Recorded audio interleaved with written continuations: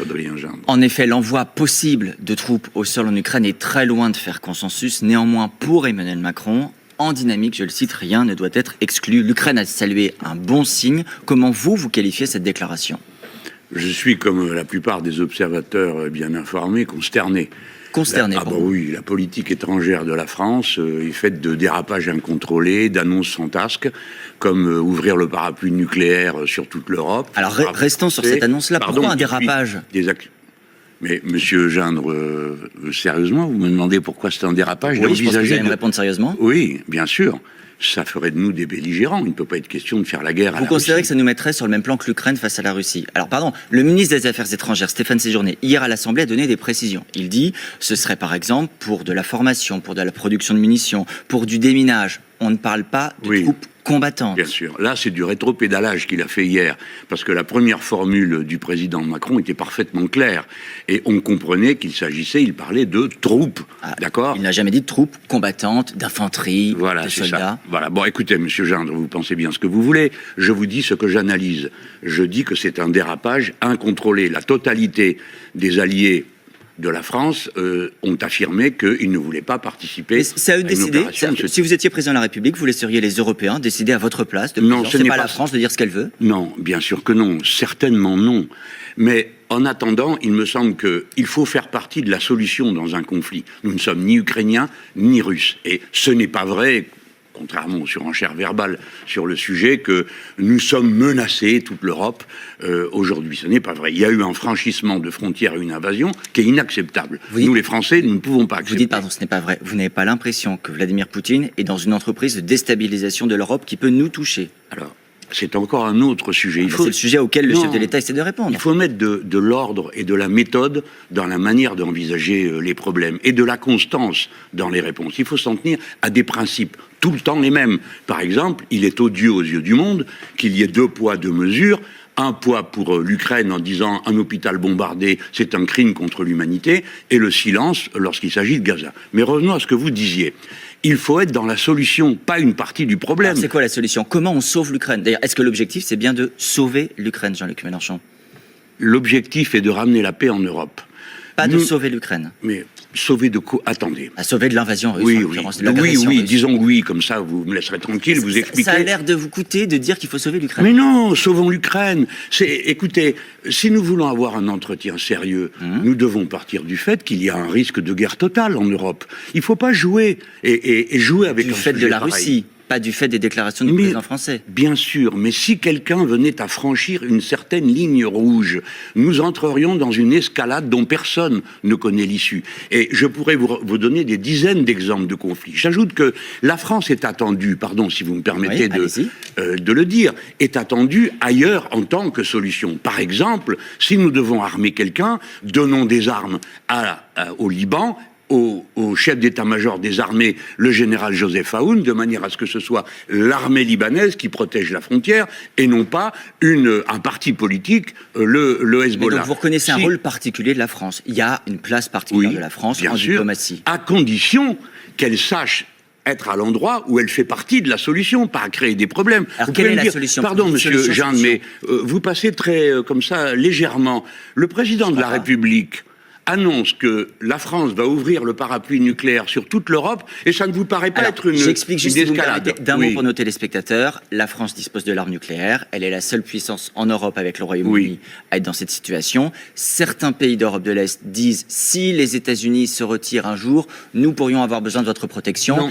Et il y a une interrogation sur l'attitude de la France. Pardon, monsieur Gindre, ce n'est pas du tout le sujet, ce n'est pas ce que disent les autres pays. Il y a un instant, vous venez de me dire, la France a une place singulière, oui ou non ? Par conséquent, quand le président de la République française dit « nous pourrions ouvrir le parapluie nucléaire », alors c'est un sujet pour nous Français, parce que ça n'est pas la logique de la dissuasion nucléaire. L'arme nucléaire est faite pour dissuader d'attaquer la France. Ça n'est possible que parce que nous avons des intérêts communs français, un Parlement français qui en principe doit délibérer, et qui d'ailleurs va voter. Il va voter. Le président français a annoncé hier, et d'ailleurs vous le demandiez, qu'il y ait un vote au Parlement sur le plan d'aide à l'Ukraine, les 3 milliards qui vont être donnés à l'Ukraine. Quel sera le vote de la France insoumise ? Il y aura un vote sur le 50-1. C'est une déclaration. Une déclaration. C'est bien qu'il y ait un vote. Nous verrons ce qu'il y a dans le texte. Il y a des choses... Il y a 3 milliards d'aides à l'Ukraine. Est-ce que, par exemple, vous soutenez ces 3 milliards d'aides à l'Ukraine? Mais quelle aide, de quelle... Écoutez, l'agitation propagandiste de la guerre n'a pas de sens. Par exemple, nous avons mis à la disposition de l'Ukraine des canons César, qui sont certainement les meilleurs canons du monde. Nous avons commencé par leur en donner certains à crédit, et puis ensuite nous envoyer les nôtres, ceux qui servent à notre armée, pour aller là-bas. Une arme de cette nature peut tirer 6 obus par minute.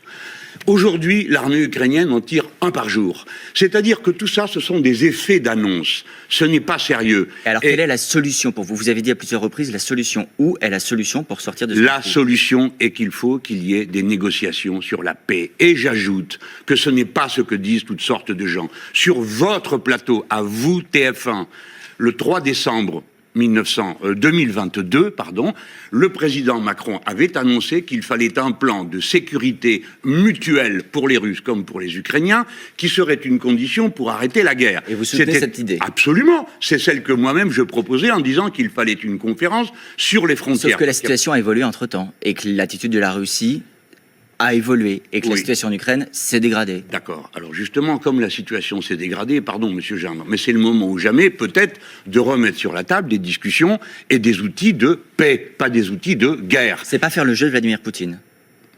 Ah bah écoutez, si vous considérez que faire arrêter la guerre, c'est faire le jeu de Vladimir Poutine, où va-t-on? Qu'est-ce qu'il y a à ce moment-là? Est-ce que ne pas bombarder, ne pas intervenir, ce n'est pas faire le jeu de Vladimir Poutine? Le rapport de force, et il faut le reconnaître, le rapport de force bénéficie à Vladimir Poutine et à la Russie. Non, vous avez expliqué le contraire sur toutes les chaînes de télé, que la défaite était inéluctable pour la Russie, que l'Ukraine allait gagner, etc. On doit bien reconnaître que vous avez joué, pardon, je ne veux pas m'en prendre à vous, mais un rôle de va-t-en-guerre permanent. Ce n'est pas la solution. De la même manière, alors je l'ai déjà dit, la solution, c'est une conférence sur la paix, écoutez bien, monsieur Gendre, avec des propositions de sécurité mutuelle pour les deux pays. Car si nous sommes aujourd'hui en guerre là-bas, c'est parce que nous n'avons jamais géré honnêtement la fin de l'Empire soviétique. Et je vous ferai remarquer que le Karabakh a été envahi. Le conflit entre Arménie et Azerbaïdjan. Contre l'Arménie, personne n'a rien dit. Aujourd'hui, nous sommes en République du Congo, le voisin rwandais attaque. On va pas faire tous les pays, Jean-Luc Mélenchon. Mais on va faire les pays où il y a la guerre et où la France est attendue. Oui, et 7 millions de déplacés, monsieur Gendre. Juste pour la Russie, Jean-Luc Mélenchon, juste pour savoir si vous avez quand même des sujets d'unité avec le gouvernement. Quand par exemple le gouvernement français... pourquoi faire pour me répondre? Le gouvernement français dénonce par exemple la condamnation... Que vous répondre est un sujet suffisant en politique? Est-ce que je peux finir ma question, Jean-Luc Mélenchon? Je vais finir ma question d'abord, si vous le voulez bien. Non, mais vous venez de dire pour vous répondre. Je vais finir ma question.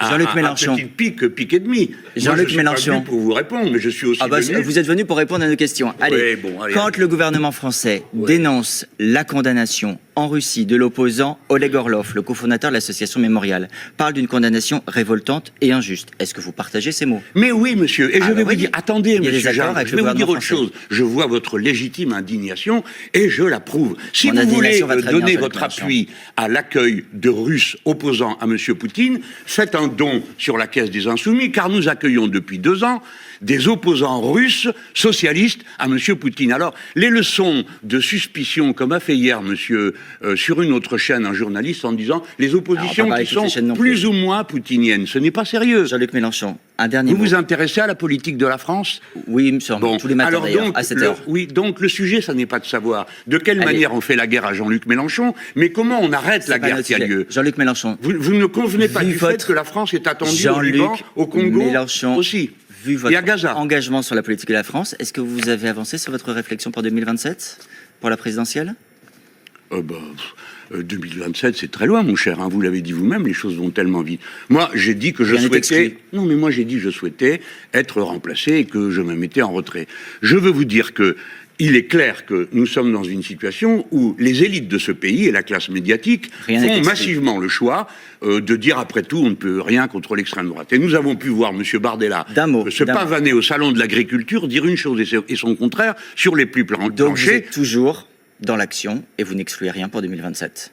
Franchement, vous m'avez fait venir pour que je dise ça. Non, les prix planchers, ça vous intéresse pas? La France à Gaza non plus? On est arrivé au terme de cet entretien. Ah bon? Merci beaucoup. Si j'avais su, je serais resté chez moi, parce que franchement, pour parler... on était ravis de vous accueillir. Charmant, hein, je vous dis pas le contraire. Mais il y a quand même des sujets de grand intérêt qui méritent qu'on en parle. Et c'est le cas, effectivement, de la situation en Ukraine.